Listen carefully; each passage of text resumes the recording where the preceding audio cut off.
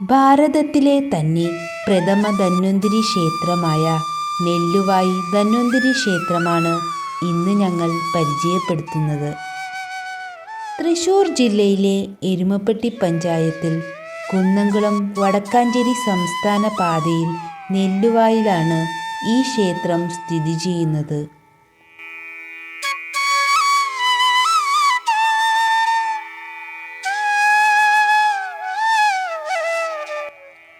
ആയുർവേദാധിപനായ ശ്രീ ധന്വന്തരി മൂർത്തിയുടെ പ്രധാന പ്രതിഷ്ഠയുള്ള ഈ ക്ഷേത്രം കേരളത്തിലും പുറത്തുമുള്ള ഭിഷഗ്വരന്മാരുടെയെല്ലാം ഒരു പ്രധാന ഉപാസന മൂർത്തി കൂടിയാണ്.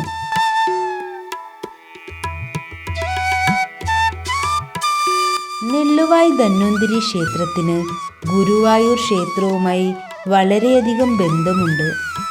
ഗുരുവായൂരിലെ വിഗ്രഹം വസുദേവര് പൂജിച്ചിരുന്നതാണെങ്കിൽ ഇവിടുത്തെ വിഗ്രഹം നന്ദഗോപര് പൂജിച്ചിരുന്നതാണ് എന്നാണ് വിശ്വാസം.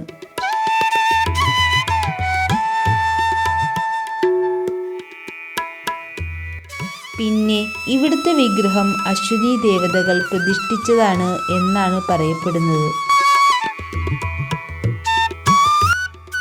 ഈ ക്ഷേത്രത്തെപ്പറ്റി കൂടുതലായി നമുക്ക് ദേവസ്വം മാനേജർ ശ്രീ ബിജു കടവല്ലൂരിൽ നിന്നും അറിയാം. ഭാരതത്തിലെ പ്രധാന ധന്വന്തരി ക്ഷേത്രം എന്നറിയപ്പെടുന്ന ഈ നെല്ലുവായി ധന്വന്തരി ക്ഷേത്രം അത് ഇന്ത്യയിലെ തന്നെ ആദ്യത്തെ ധന്വന്തരി ക്ഷേത്രം എന്നുകൂടി അറിയപ്പെടുന്നുണ്ട്. എന്താണെന്ന് വെച്ചാൽ ഭാരതത്തിലെ ഈ ധന്വന്തരി സങ്കല്പം ഉണ്ടായതിനു ശേഷം ഒരു പ്രതിഷ്ഠയായിട്ട് ഒരു ക്ഷേത്രം നിർമ്മിക്കുക എന്നുള്ളത് അത് ആദ്യമായി സാധിച്ചത് ഈ നെല്ലുവായി നല്ല വായുപുരമായ നെല്ലുവായിലാണ്. അതുകൊണ്ട് തന്നെയാണ് ഇവിടെയാണ് നമ്മുടെ ഭാരതത്തിൻ്റെ അഭിമാനമായ ആയുർവേദത്തിൻ്റെ ആരംഭം കുറിച്ചതും അതല്ലെങ്കിൽ ഇന്നത്തെ ഈ രൂപത്തിലെ ആയുർവേദത്തിനെ മാറ്റിമറിച്ച് ഈ രൂപത്തിലേക്കൊക്കെ അതിൻ്റെ വളർച്ചയ്ക്കൊക്കെ നിദാനമായതൊക്കെ ഈ ക്ഷേത്രം തന്നെയാണ്.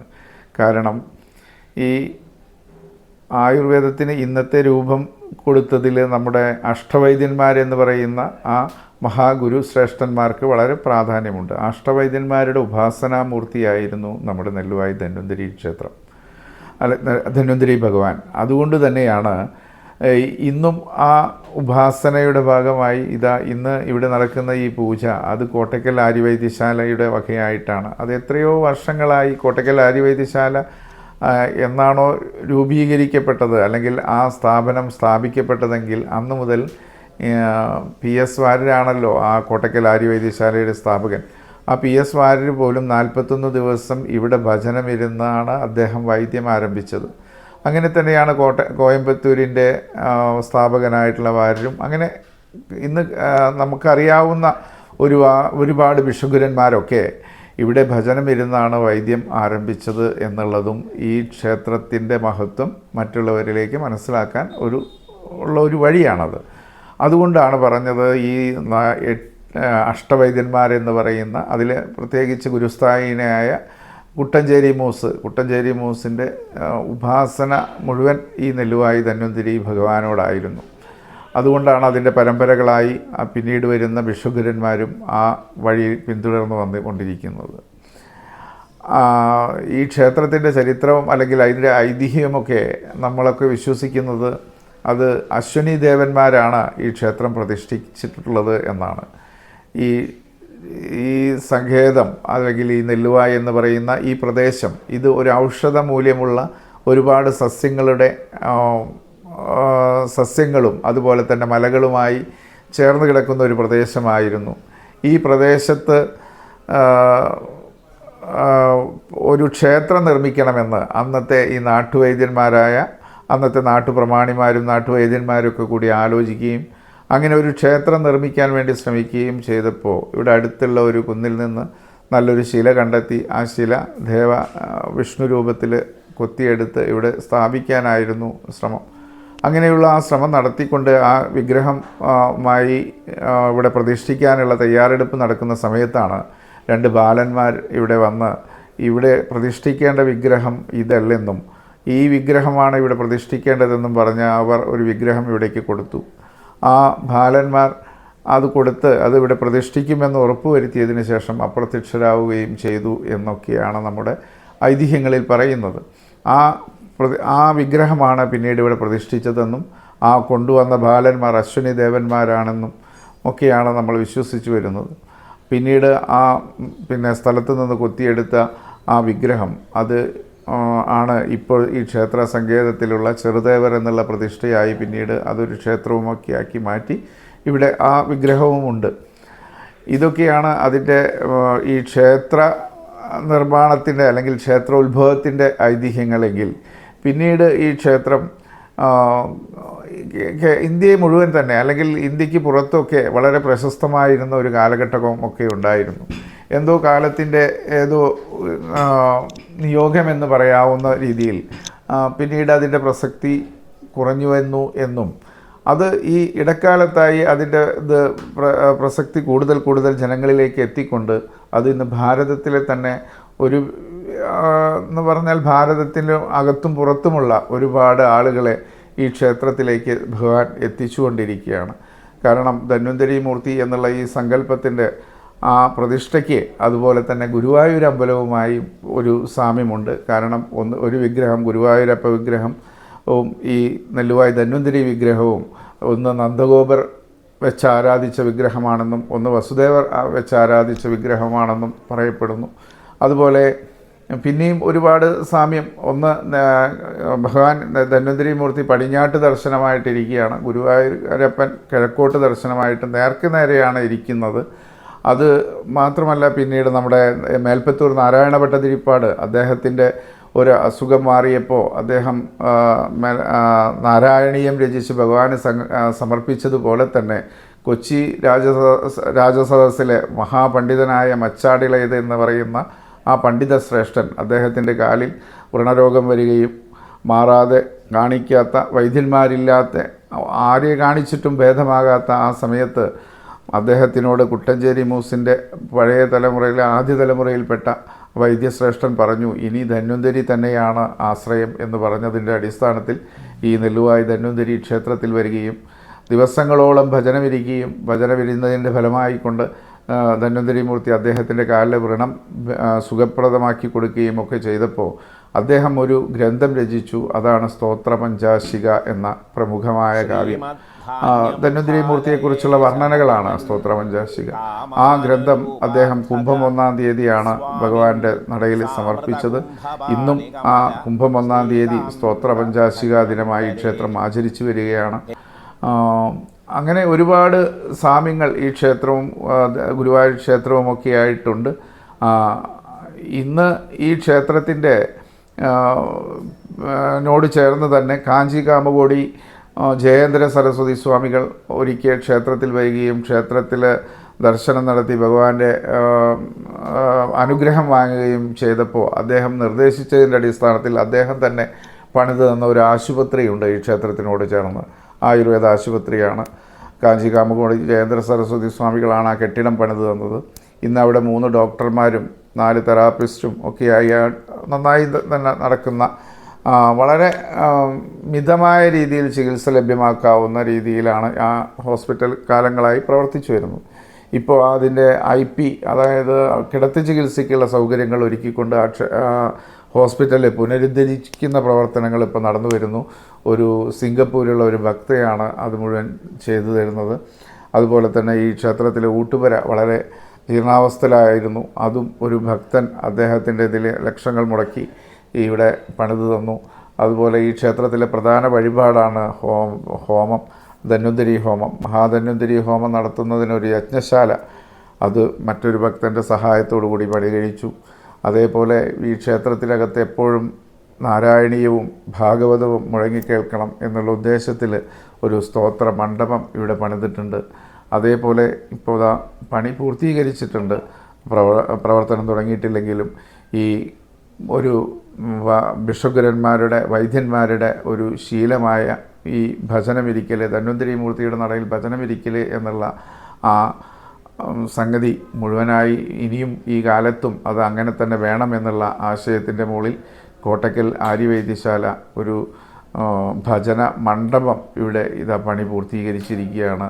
അത് അടുത്ത ദിവസം തന്നെ അത് ഇവിടുത്തെ വരുന്ന, അതായത് പഠിച്ചിറങ്ങുന്ന വിദ്യാർത്ഥികൾക്ക്, ആയുർവേദ വിദ്യാർത്ഥികൾക്ക്, പഠിച്ചിറങ്ങുന്ന വിദ്യാർത്ഥികൾക്ക് ഈ ക്ഷേത്രത്തിൽ വന്ന് ഭജനം ഇരുന്ന് ഭഗവാന്റെ അനുഗ്രഹം വാങ്ങി വൈദ്യം തുടങ്ങാൻ വേണ്ടിയിട്ട് ആ ഒരു ഭജന മണ്ഡപം ഇവിടെ പണിതിട്ടുണ്ട്. അതേപോലെ ഇപ്പോൾ ഇവിടെ ദൂരദിക്കിൽ നിന്നാണ് ഇപ്പോൾ ജനങ്ങളെല്ലാം ഇവിടേക്ക് വന്നുകൊണ്ടിരിക്കുന്നത്. പ്രത്യേകിച്ച് ഉത്തരേന്ത്യയിൽ നിന്ന് പോലും ധാരാളം പേര് വരികയാണ്. അവർക്ക് താമസ സൗകര്യം എന്നുള്ളത് നമ്മൾ കാലങ്ങളായി ആഗ്രഹിക്കുന്ന ഒരു കാര്യമാണ്. അതും അതിനുള്ള സാഹചര്യവും ഇവിടെ ഒരുങ്ങിയിട്ടുണ്ട്. ഈ ഏകാദശിയാണ് ഈ ജനുവരി 10-ാം തീയതി. ആ ഏകാദശിക്ക് ശേഷം അതിനുള്ള പ്രവർത്തനം, അതിനുള്ള നടപടികൾ പൂർത്തിയാകും. ഇവിടുത്തെ ഏറ്റവും വിശേഷമായ ഉത്സവം വൈകുണ്ഠ ഏകാദശി എന്നറിയപ്പെടുന്ന നെല്ലുവായ ഏകാദശി ഈ വർഷം ജനുവരി 10-ാം തീയതിയാണ്. ഈ ഏകാദശിക്ക് മുന്നോടിയായി 101 ദിവസമാണ് ഇവിടെ ഉദയാസ്തമന പൂജ തുടർച്ചയായി നടന്നുകൊണ്ടിരിക്കുന്നത്. അത് ഭാരതത്തിലെ ഒരുപാട് ധന്വന്തരി ഭക്തരും സ്ഥാപനങ്ങളും ഒക്കെയാണ് ഈ 101 ദിവസം ഉദയാസ്തമന പൂജ നടത്തി വരുന്നത്. അതിൻ്റെ അവസാന സമയത്ത് 27 ദിവസം ഈ ക്ഷേത്രത്തിലെ ഉദയാസ്തമന പൂജയോടൊപ്പം തന്നെ വിളക്കാചാരം, ആനയെഴുന്നള്ളിപ്പ്, പഞ്ചവാദ്യം, മേളം, അങ്ങനെയൊക്കെ ആയിട്ടുള്ള എല്ലാ കാര്യങ്ങളോടും കൂടി, എല്ലാ ചിട്ടയോടും കൂടി 27 ദിവസം വിളക്കാചാരവും നടന്നു വരികയാണ്. ഇനി ഈ 31-ാം തീയതി മുതൽ 11 ദിവസം കലാസാംസ്കാരിക പരിപാടികൾ, അതായത് എത്രയോ വർഷങ്ങളായി, 10-35 വർഷങ്ങളായി മേലെയായി നടക്കുന്ന ഈ ധന്വന്തരി സംഗീതോത്സവം, അതുപോലെ നൃത്തോത്സവം, അങ്ങനെയുള്ള കേരളത്തിലെ പ്രമുഖരായ, കേരളത്തിലെ മാത്രമല്ല കേരളത്തിന് പുറത്തുള്ള പ്രമുഖരായ ഒരുപാട് ആർട്ടിസ്റ്റുകൾ വന്ന് അവരുടെ കലാമികവുകൾ ഈ ക്ഷേത്രാങ്കണത്തിൽ അവതരിപ്പിക്കുന്ന പരിപാടികൾ ഈ 31-ാം തീയതി മുതൽ ആരംഭിക്കും. അതിൻ്റെ ഒപ്പം തന്നെ ഈ 3 വർഷമായി ഇപ്പോൾ ഇവിടെ ഒരു ധന്വന്തരി യജ്ഞം നടക്കുന്നുണ്ട്. 12 ദിന മഹാധന്വന്തരി യജ്ഞം എന്നുള്ളത് ലോകത്തിലെ മുഴുവനായ ചരാചരങ്ങൾക്കും ആയുരാരോഗ്യം ലഭിക്കണമെന്ന ഉദ്ദേശത്തോടു കൂടി ക്ഷേത്രം തന്ത്രിയും വേദജ്ഞരും അതേപോലെ തന്ത്രിശ്രേഷ്ഠരും ഒക്കെ പങ്കെടുത്തുകൊണ്ട് നടത്തുന്ന ഒരു യജ്ഞമാണ്. 12 ദിവസങ്ങളായി നീണ്ടു നിൽക്കുന്ന യജ്ഞം. ആ യജ്ഞം ഇന്നലെ ആരംഭിച്ചു. അരടി കടഞ്ഞ് അതിൽ നിന്ന് ശുദ്ധമായ അഗ്നി എടുത്ത് ഹോമകുണ്ഡത്തിലേക്ക് പകർത്തി ആ ഹോമകുണ്ഡം 12 ദിവസവും കെടാതെ സൂക്ഷിച്ച് നടത്തുന്ന ഒരു യജ്ഞം. ആ യജ്ഞത്തിൽ പങ്കെടുക്കാൻ വേണ്ടി തന്നെ ധാരാളം പേർ ഈ ക്ഷേത്രത്തിലേക്ക് എത്തുന്നുണ്ട്. ഈ ക്ഷേത്രത്തിലെ പ്രധാന വഴിപാട് മുക്കുടി നിവേദ്യമാണ്. മുക്കുടി എന്നുള്ളത് ഒരു ഔഷധമാണ്. എല്ലാ ദിവസവും ഭഗവാന് രാവിലത്തെ പൂജയ്ക്ക് നിവേദിക്കുന്നതാണ് ഈ മുക്കുടി. മുക്കുടി സേവിച്ചാൽ ഉദരസംബന്ധമായ എല്ലാ അസുഖങ്ങൾക്കും 100% ഭേദമാകുമെന്ന് വിശ്വസിക്കുകയും ഉറപ്പിക്കുകയും ചെയ്യുന്ന ഒരു ഔഷധമാണ് ഇവിടുത്തെ പ്രധാന വഴിപാട്. അതുപോലെ തന്നെ അട്ടയും കുഴമ്പും സമർപ്പിക്കുക. നമുക്ക് വരുന്ന അസുഖങ്ങൾക്ക് ഭേദമാകണേ എന്ന് പ്രാർത്ഥിച്ചുകൊണ്ട് ഭഗവാന്റെ കയ്യിലുള്ള അമൃതകുംഭവും അട്ടയും കൂടി ഒരു വെള്ളിപ്പാത്രം സങ്കല്പിച്ച് ഉഴിഞ്ഞ് നടയിൽ വയ്ക്കുന്ന ഒരു വഴിപാടാണ് ഈ അട്ടയും കുഴമ്പും വഴിപാട്. അതുപോലെ തന്നെ ഇവിടുത്തെ പ്രധാന മറ്റൊരു വഴിപാടാണ് ധന്വന്തരി ഹോമം. ഈ ധന്വന്തരി ഹോമത്തിന് മറ്റ് ഹോമങ്ങളിലുള്ള ദ്രവ്യങ്ങൾ ഒന്നുമല്ല അതിൽ അഗ്നിയിലേക്ക് സമർപ്പിക്കുന്നത്. അത് അത്തി, ഇത്തി, അരയാൽ, പേരാൽ, പച്ചനെല്ലിക്ക, എള്ള്, നെയ്യ്, അങ്ങനെയുള്ള 12 ദ്രവ്യങ്ങൾ. ആ 12 ദ്രവ്യങ്ങൾ തന്ത്രിശ്രേഷ്ഠൻ നമ്മളെ ആരൊക്കെയാണോ ഹോമം നടത്തേണ്ടത് അവരെ മുന്നിലിരുത്തി ഹോമകുണ്ഡത്തിലേക്ക് സമർപ്പിച്ച് അക്ഷതം കയ്യിൽ കൊടുത്ത് ആ അക്ഷതവും അവസാനം ഈ ഭക്തൻ്റെ കയ്യിലുള്ള അക്ഷതവും ഹോമകുണ്ഡത്തിലേക്ക് സമർപ്പിച്ച് അങ്ങനെയാണ് ധന്വന്തരി ഹോമം നടന്നു വരുന്നത്. മഹാധന്വന്തരി ഹോമമാണെങ്കിൽ ഈ 12 ദ്രവ്യങ്ങളെല്ലാം ഓരോ ദ്രവ്യങ്ങളും 1008 വീതം ഹോമിച്ച് വേദജ്ഞർ ഭാഗ്യസൂക്തം, പുരുഷസൂക്തം പോലുള്ള സൂക്തങ്ങളൊക്കെ ചൊല്ലി അതിനൊപ്പം തന്നെ ഈ വരുന്ന ഭക്തനെ ഈ പത്മമിട്ട് പൂജിച്ച് ആരാധിക്കുന്ന ധന്വന്തരി മൂർത്തിയുടെ അടുത്ത് ഉള്ള കലശം, ആ കലശം ഈ ഭക്തനിലേക്ക് തന്ത്രി തന്നെ അഭിഷേകം ചെയ്ത് അങ്ങനെയൊക്കെയുള്ള ഒരു രീതിയിലാണ് മഹാധന്വന്തരി ഹോമം ഇവിടെ നടക്കുന്നത്. അതുപോലെ തന്നെ ഇവിടുത്തെ മറ്റൊരു പ്രത്യേകത ആണ് ഈ വെണ്ണ നിവേദ്യം. അതുപോലെ തന്നെ മുഴുക്കാപ്പ് വെണ്ണ ചാർത്തലൊക്കെ വർഷങ്ങൾക്ക് ശേഷം വരെ ബുക്കിംഗ് ആയിക്കഴിഞ്ഞു. അത് ഭഗവാന്റെ ഏറ്റവും പ്രധാനപ്പെട്ട ഒരു വഴിപാടാണ് മുഴുവനായി വെണ്ണയിൽ ഇരിക്കുന്ന ഭഗവാൻ. ഭഗവാൻ അത് വളരെ താല്പര്യമുണ്ട് എന്നുള്ളത് കൊണ്ട് തന്നെ അതും ഇവിടുത്തെ വളരെ വിശേഷപ്പെട്ട ഒരു വഴിപാടാണ്. അതുപോലെ വെണ്ണ നിവേദ്യം കുട്ടികൾക്കൊക്കെ പഠിക്കാനും അറിവിനും ഒക്കെ ആയിട്ട്, അതുപോലെ തന്നെ മറ്റസുഖങ്ങളിൽ നിന്ന് മുക്തി നേടാനും ഒക്കെ ആയിട്ട് തന്നെ ഈ ഉപയോഗിക്കുന്ന ഒരു വഴിപാടാണ് ഭഗവാന് നിവേദിച്ച വെണ്ണ. അതുപോലെ പാൽപ്പായസം ഭഗവാന് വളരെ വിശേഷമാണ്. ഒരു കുടം പാൽപ്പായസം നേദിക്കുക എന്നുള്ളത് കാലങ്ങളായി, എത്രയോ വർഷങ്ങളായി ഇവിടുത്തെ ഒരു ചടങ്ങാണ്. ഇതൊക്കെയാണ് ഇവിടുത്തെ പ്രധാന വഴിപാടുകൾ എന്ന് പറയുന്നത്. ഈ ജനുവരി 10-ാം തീയതി ഏകാദശി എന്നുള്ളത്, അതിനു വേണ്ട സജ്ജീകരണങ്ങളെല്ലാം ഒരുവിധം പൂർത്തീകരിച്ചിട്ടുണ്ട്. കാരണം 10-15,000 പേരാവും അന്നത്തെ ഏകാദശി ദിവസത്തിൻ്റെ ഊട്ടിൽ മാത്രം പങ്കെടുക്കുന്നത്. അതിനു വേണ്ട സൗകര്യങ്ങൾ ഈ വർഷം നമ്മൾ അവർക്ക് ഇരുത്തി ഭക്ഷണം കൊടുക്കാൻ, ആദ്യമായി ഇരുത്തി ഭക്ഷണം കൊടുക്കാൻ വേണ്ടിയിട്ട് ഇലയിട്ട് ഭക്ഷണം കൊടുക്കണമെന്നുള്ള ആഗ്രഹത്തോടു കൂടി തന്നെ അതിനുവേണ്ട സജ്ജീകരണങ്ങളെല്ലാം ഒരുക്കുന്നുണ്ട്. അതുപോലെ തന്നെ പഞ്ചവാദ്യ മേളം, അങ്ങനെ എഴുന്നള്ളിപ്പ്, ആന എഴുന്നള്ളിപ്പ്, അങ്ങനെയുള്ള എല്ലാ കാര്യങ്ങളും അതിനുവേണ്ട എല്ലാ സജ്ജീകരണങ്ങളും ചെയ്തു തീർക്കുന്നുണ്ട്. പിന്നെ ഇവിടെ ഒരു പ്രത്യേകത, മനുഷ്യർ മാത്രമല്ല ഇവിടുത്തെ ഈ സർവേശ്വരൻ്റെ അടുത്ത് വന്ന് പ്രാർത്ഥിക്കാൻ, അല്ലെങ്കിൽ രോഗങ്ങളിൽ നിന്ന് മുക്തരാവാൻ വേണ്ടി പ്രാർത്ഥിക്കാൻ എത്തുന്നത് ആനകൾ. അവരുടെ അസുഖം മാറാൻ വേണ്ടി ആന മുതലാളിമാരെല്ലാം ആനകളെയും ഇവിടേക്ക് കൊണ്ടുവന്ന് പ്രാർത്ഥിച്ച് ഇവിടുത്തെ മുക്കുടി സേവിപ്പിക്കാറുണ്ട്. അതുപോലെ ഈ ഏകാദശി ദിവസം ആനകൾ വരുന്നത് നമ്മളാരും വിളിച്ചിട്ടല്ല, ഏക്കം കൊടുത്തിട്ടല്ല, അവരുടെ ആനകൾക്ക് അസുഖങ്ങളൊന്നും ഉണ്ടാവരുതേ എന്നുള്ള പ്രാർത്ഥനയോടുകൂടി ആനകളെ കൊണ്ടുവരികയാണ് ഇവിടെ പതിവ്.